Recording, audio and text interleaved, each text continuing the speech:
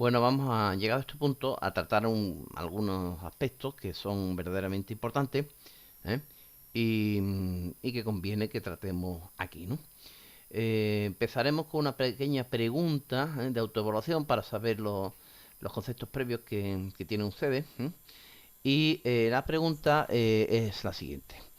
Si nos preguntaran qué es más fácil mover, una roca o un libro, ¿qué diríamos? Bueno, pues nos dan varias opciones. A, la roca porque es más grande. B, la roca porque es más pesada.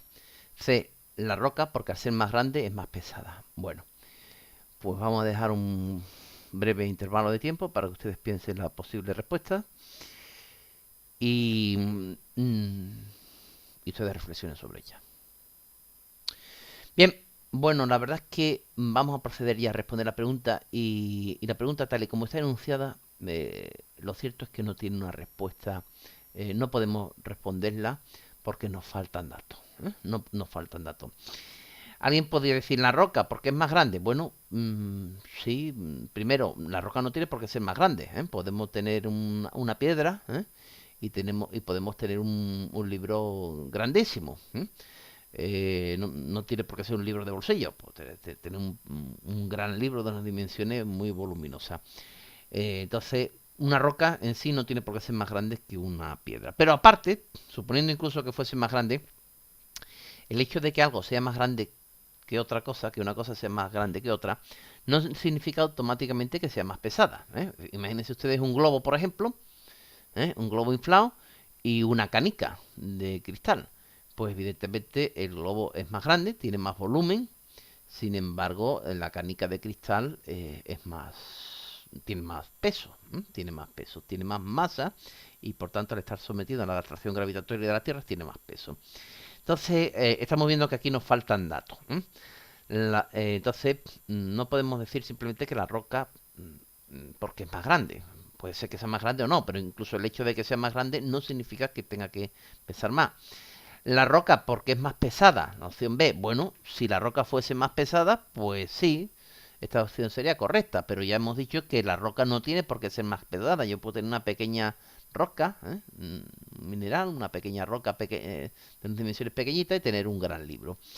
Y otro, la roca, porque al ser más grande es más pesada. Bueno, el que algo sea más grande no quiere decir necesariamente que sea más pesado, ¿eh? Acabamos de ver, por ejemplo, el caso del globo inflado y la canica de cristal. Pues evidentemente es más grande el globo inflado que la canica de cristal, pero no es más pesado. Entonces nos hace falta introducir otro concepto nuevo que ya veremos, que es la densidad. Entonces, aquí está viene explicado a continuación. Dice, una pregunta para aclarar estas cuestiones. ¿Eh? ¿De qué objeto es más pesado? ¿Una bola de acero o el corcho del embalaje de un televisor? ¿Cuál es más grande? Siempre son más pesados los más grandes, razónalo. Bueno, pues si nosotros pinchamos aquí, pues vemos una serie de respuestas, una serie de explicaciones eh, eh, que intentan decirnos lo que yo ya los he explicado, ¿eh? Es decir, que nos hace falta saber más datos, ¿eh? Y entonces aquí empiezan explicándonos, ¿de acuerdo? Empiezan a explicarnos, ¿no? Pues las diferentes posibilidades y en definitiva y como resumen, lo cierto es que no tendríamos, esta pregunta no tiene datos suficientes para ser respondida con certeza, ¿de acuerdo? Bien, ¿qué medimos? Bueno, pues esta sería la primera pregunta. ¿Qué medimos? Bueno, pues llamamos magnitudes físicas a aquellas propiedades de los cuerpos que podemos medir. ¿De acuerdo? Entonces pinchamos aquí y nos lleva a magnitud física. ¿Eh? Bueno, aquí directamente nos ha salido un problema, pero eh, nosotros vamos a hacer o explicar lo que es magnitud física. ¿Eh? Entonces, magnitud física es todo aquello que se puede medir. ¿De acuerdo? Entonces vamos a ver, miren ustedes, vamos a poner una serie de ejemplos y vamos a ver si son magnitudes físicas o no. Eh, la masa de una piedra, ¿se puede medir? Sí, se puede medir. ¿Es magnitud física? Sí, de acuerdo.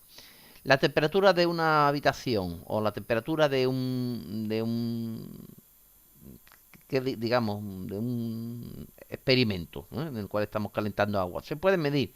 Sí. ¿Es magnitud física? Sí. ¿La belleza de las personas se puede medir? No. La belleza de las personas no se puede medir. Yo no puedo decir, mira, esta chica es 7,3 de guapa o esta persona es 9,5. No, la belleza no se puede medir. Luego, por tanto, no es una magnitud física. Otra cosa, vamos a ver el tiempo. El tiempo que tarda, por ejemplo, esa olla que hemos puesto a calentar en hervir, ¿se puede medir? Sí. El tiempo es una magnitud física. Se puede medir. La bondad de las personas, ¿se puede medir? No. No podemos decir, esta persona es 9,3 o 9,5 de buena. O, pues no se puede medir. Entonces la bondad tampoco es una magnitud física. Entonces, magnitud física es todo aquello que se puede medir.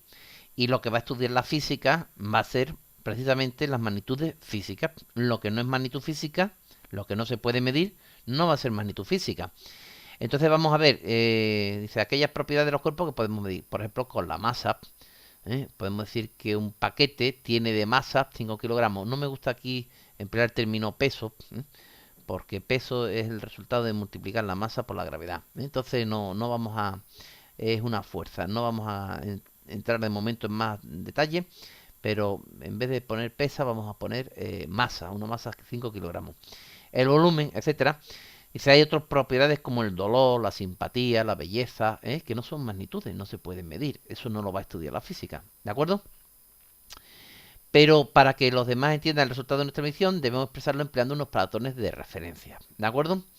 Bueno, muy bien. Entonces vamos a ver, ¿qué es medir?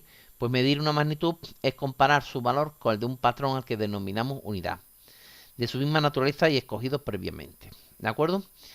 Bueno, fíjense, le voy a poner un ejemplo muy claro. Imagínense que se estropea una ventana de la clase y hay que mandar a pedir otra. Entonces, lo primero que nos van a pedir es, bueno, ¿qué dimensiones tiene? Entonces, claro, yo tengo que decir a la persona que me va a traer el cristal y que lo va a instalar, pues le tengo que dar las dimensiones, la altura y la anchura. Yo podría decirle que tiene 1,5 metros de anchura y 1 metro de altura, por ejemplo, ¿no? Después de medir. O podría decir, usar el palmo, decir, pues tiene 11 palmos y 6 palmos y medio. Mire, ¿ustedes creen que el palmo de la mano es una buena, la palma de la mano es una buena unidad? Pues no, porque esa persona con la cual yo estoy hablando por teléfono y le estoy pidiendo esa nueva, esa, esa cristal, ¿no?, que tienen que traer porque se ha roto, pues me puede decir, pero bueno, como es humano, es grande, es pequeña, es mediana, coincide con la mía, no. Entonces, evidentemente, esa es una mala unidad. Tomar como patrón lo que le mide a cada persona la mano, pues es una mala unidad. Entonces hay que tomar una medida que sea estándar, una unidad que sea estándar, ¿vale? Bueno, y no solo que sea estándar, ya vamos a adelantar algunas cosas. También sería bueno que todos los países usasen la misma unidad.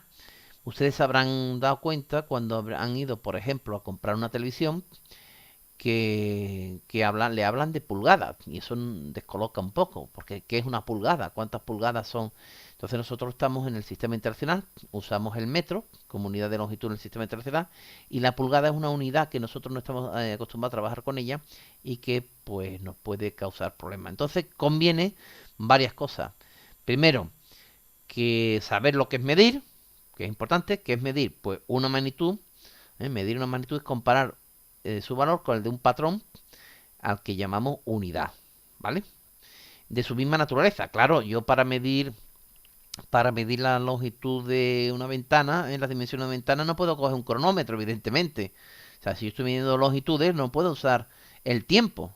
No puedo decir que voy a expresar las dimensiones de la ventana en segundos. Si yo le pregunto a alguno de ustedes cuál es su masa, pues ustedes no me pueden decir 17 años.